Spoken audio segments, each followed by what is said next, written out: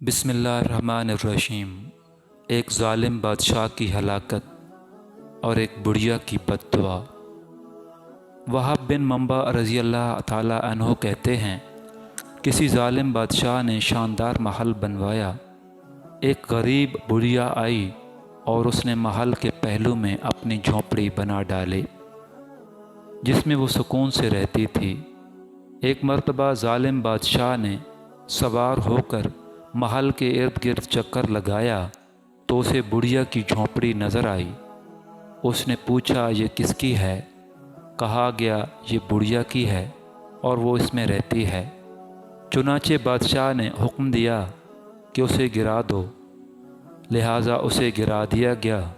جب بڑھیا واپس آئی، اس نے اپنی منہدم کٹیا دیکھ کر پوچھا کہ اسے کس نے گرایا ہے؟